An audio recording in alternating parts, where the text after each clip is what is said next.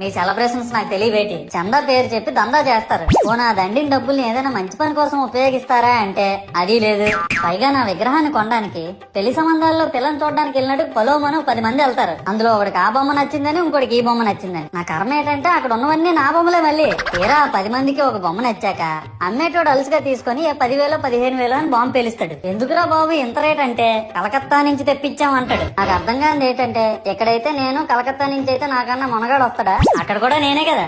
ఇలా నన్ను బజార్లో పెట్టి బేరం ఆడి నా మొహానికి ముసుగేసి వ్యాన్ ఎక్కిస్తారు. ఆ వ్యాన్ డ్రైవర్ గాడు నేనున్నానని కూడా చూడకుండా ఏదో ఆలోచించుకుంటూ డ్రైవ్ చేస్తా గతకల్లో గబ్బి గుబ్బి మన తించేసి నా కాల్లో చెయ్యి ఎరగొట్టేస్తాడు. ఈ విషయం చందాలు ఇచ్చిన చిన్నోళ్ళకి తెలిస్తే మళ్ళీ ఇరిగిపోయిన బొమ్మ పెట్టకూడదని ఏ బొమ్మ రాసి కవర్ చేసేస్తాడు. సరేలే జరిగిందేదో జరిగింది, నా భక్తులే కదా కూల్ బ్రో అని చిల్లయ్యే లోపు నన్ను పందిర్లో పెట్టి ముసుగు తీసి నాకన్నా పొడుగుండే సౌండ్ బాక్సులు 2 నా చెవులు పక్కన పెట్టి డీజే గణేష్ బ్రో అని చెప్పి నా పాటలను కూని చేస్తారు. సరేలే పిల్లలు కదా ఇప్పుడు కాకపోతే ఎప్పుడు ఎంజాయ్ చేస్తారు, కాసేపట్లో పూజ స్టార్ట్ చేస్తారని వెయిట్ చేస్తా ఉంటే ఆ 5 రూపాయల వ్రతకల్పన బుక్ చూస్తే ఎక్కడ లేని కోపం వస్తది. ఏరా నాకు అర్థం కాదు, ఎన్ని సంవత్సరాల నుంచి నా పూజలు చేస్తున్నారు, ఒక్కడికి నా కథ గుర్తుండదేట్రా యాదవ్ వల్లారా. ఓ నా బుక్ లో చూసిన దాన్నైనా తిన్నంగా చదువుతారా అంటే అది ఉండదు. ఏదో బాగా అటర్ ఫ్లాప్ అయిపోయిన తెలుగు సినిమాకి రివ్యూ చెప్పినట్టు చదువుతారు ఒక్కొక్కడును.